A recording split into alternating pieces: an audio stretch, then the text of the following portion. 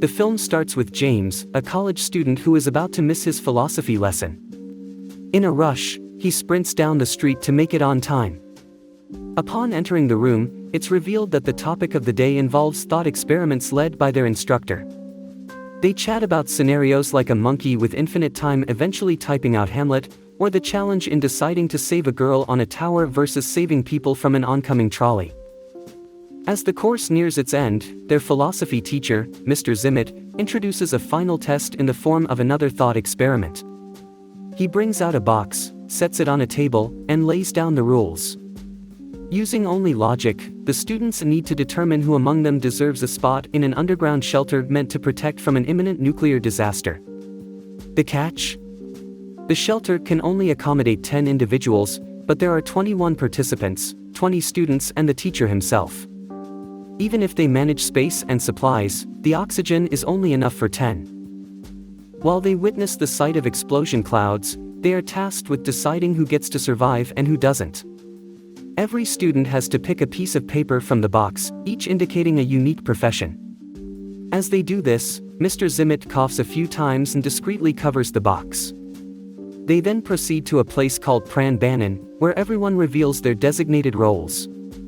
The instructor makes a decision to remove a poet, deeming them non-essential in an apocalyptic setting. Through collective decision-making, the chosen ones include a farmer, a civil engineer, an electrician, a doctor, a senator, a soldier, a therapist, a carpenter, and a chemist. Mr. Zimmett decides to disclose his role later. The students pick Mr. Zimmett for the final spot in the shelter, thinking his abilities might be more valuable than an opera singer's. With the choices made, the group thinks it best to have some alone time before being together non-stop for an upcoming year. Suddenly, they hear gunshots. Rushing towards the sound, they discover Mr. Zimmett has shot the students not selected for the bunker, thinking it's kinder than letting them suffer radiation. Pretending to collect necessary items, the students make their way into the bunker. As Mr. Zimmett realizes he's been outsmarted, he dashes for the bunker entrance, but the students shut its heavy doors, leaving him outside. Petra, who's assigned as a civil engineer, struggles with sleep. One night, she opens an internal door and finds Mr. Zimmett by the external door, visibly injured. He shows her a note, indicating he's the only one who knows the code to exit the bunker. The group gathers but, suspicious of a potential trap, they decide to stay in the bunker for a year before testing the note's authenticity. Throughout the year, Petra frequently visits the spot where they left Mr. Zimmett. As days turn into months, a sense of unease grows among the students about their future escape.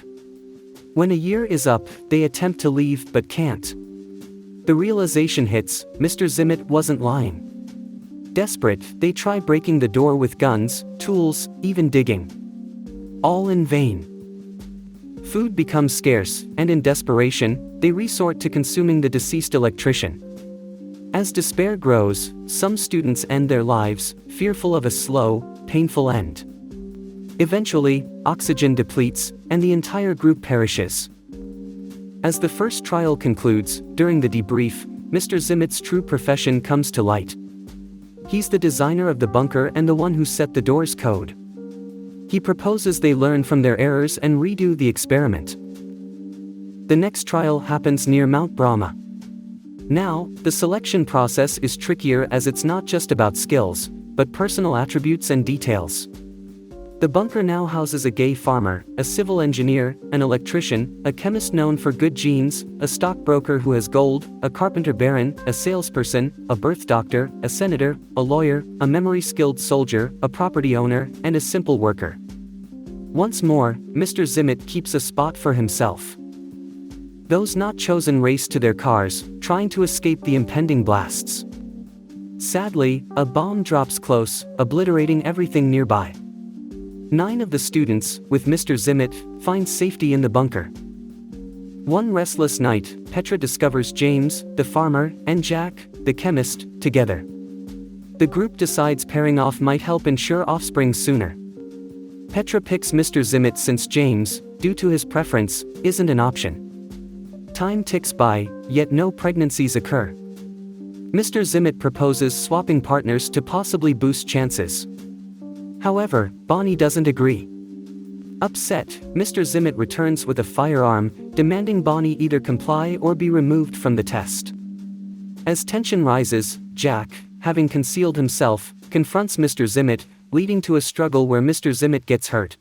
Wounded, Mr. Zimmett heads towards the exit. Students watch as he approaches the control panel by the bunker's main door. As he starts keying in a sequence, Bonnie dashes forward, but it's too late to halt the professor, and this trial too concludes in disappointment. Curious about Mr. Zimmett's odd behavior during the draw, James inquires about the teacher's earlier cough. Suddenly, James dashes to the instructor's desk, seizing a box. James looks closely at the box, noticing it has a hidden compartment. Inside, he finds multiple cards labeled with "Gay Farmer" and "Civil Engineer", while the rest are on top. He feels Mr. Zimmett purposely tried to mock him by labeling him a "gay farmer". But Mr. Zimmett disagrees, comparing James to Plato's cave dweller, stuck in his own beliefs and illusions. Still, James remains sure Mr. Zimmett had other motives behind the role assignments. Suggesting a third trial, James finds that all decline except Petra and Mr. Zimmett. But there's a twist: James must play the role of a florist. This time, the scenario places them on an isolated island. Pretending to inspect the bunker, Mr. Zimmett secretly stashes a machine gun and takes a handgun. Petra approaches, proposing a new set of rules where she picks who enters the bunker. She opts for those previously excluded. Mr. Zimmett doesn't approve and orders them away. When they don't comply, he searches for his gun, but it's missing. Petra had taken it unnoticed and now hands it over with only 2 bullets.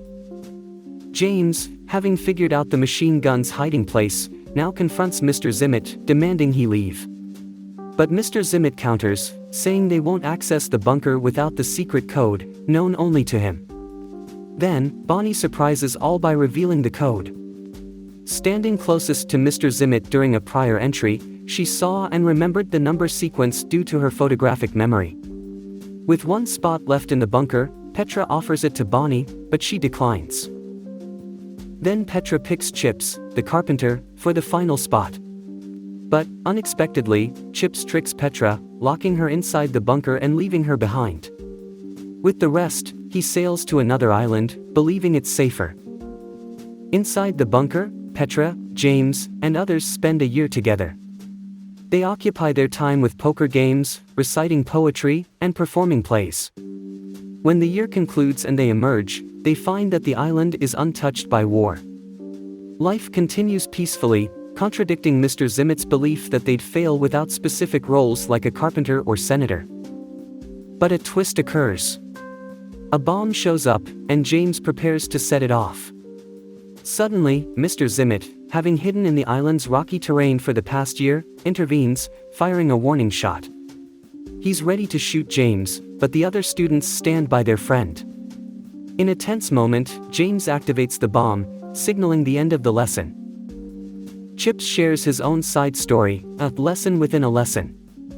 After guiding others to safety, all the men with him tragically die. Young and resourceful, Chips leverages his carpentry skills to craft a haven, humorously noting he has a different girl for each day, except Sundays, his day of rest. Everyone finds it amusing. As students depart, handing in their materials, Petra lingers. She confronts Mr. Zimmett, addressing him as Eric. She believes he intentionally mocked James by labeling him a gay farmer, thinking it was driven by jealousy. She hints at a past connection between her and Eric, something James is unaware of. Declaring her intentions to leave with James to a new city, Petra rebuffs Eric's pleas for her to stay. After a parting kiss, she exits. The story leaves us with 2 scenarios, one where Eric continues teaching, and another where he's looking at the gun.